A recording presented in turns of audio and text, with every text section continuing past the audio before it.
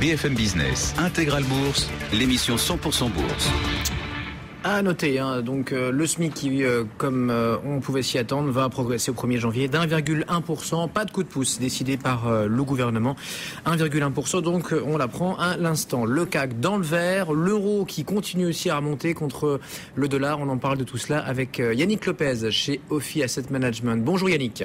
Bonjour. Vous êtes le directeur de la gestion des taux d'Ophi AM. Si on s'intéresse ensemble à 2014, on aura la décision de la Fed dans 48 heures. On sait que c'est un gros marqueur, une grosse clé pour ces dernières séances de bourse pour achever 2013. Mais pour l'an prochain, quels sont les éléments qui peuvent plomber un petit peu la zone euro, en tout cas qui sont à suivre de très très près? J'évoquais l'euro-dollar, ça fait partie pour vous des choses à regarder?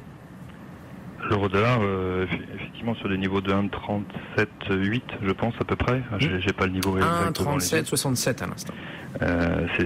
C'est clair que c'est pas forcément une bonne chose pour l'économie européenne qui, comme vous le savez, ça, pour l'instant, est en zone de croissance, on va dire, mais zone de croissance extrêmement timide. On a eu une croissance de plus 0,1% au troisième trimestre. Et là, les enquêtes qu'on a eues ce matin sur les PMI, enfin des indicateurs sur le mois de décembre de conjoncture, laissent pas forcément augurer une accélération majeure au quatrième trimestre. Ça, donc effectivement, c'est pour les derniers indicateurs. Quand on évoque les banquiers centraux, certains parient sur une intervention dans les prochaines semaines de la BCE. Côté Fed, là, est-ce que forcément, si les taux devaient bouger dans un sens ou dans l'autre, et a priori ils sont plutôt condamnés à remonter, et je parle des taux longs évidemment, est-ce que les taux européens forcément mécaniquement vont être aspirés là? Il y a une corrélation extrêmement forte, un lien extrêmement fort évidemment entre les taux américains, les taux références américains et les taux références européens, donc en l'occurrence la courbe allemande. Il y a historiquement l'émancipation totale du Bund allemand versus le T-notes américain reste encore à démontrer, hein.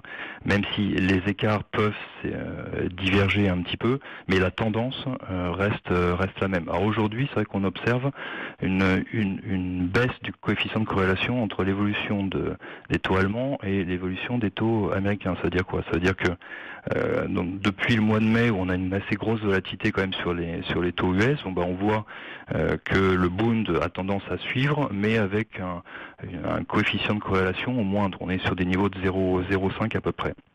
Mais ça veut dire que la tendance est la même. Donc oui, si on a un mouvement relativement marqué sur la courbe américaine, possiblement effectivement à la hausse au vu de ce qui devrait se dérouler en 2014, c'est à peu près acquis que les taux allemands vont suivre. Mais nous, ce que l'on pense, c'est qu'il y a certainement encore un petit potentiel d'écartement du spread entre les US et l'Allemagne, même si historiquement, c'est très rare qu'on soit allé au-delà de 120 points de base. Et là, aujourd'hui, on est déjà au-dessus de 100 points de base.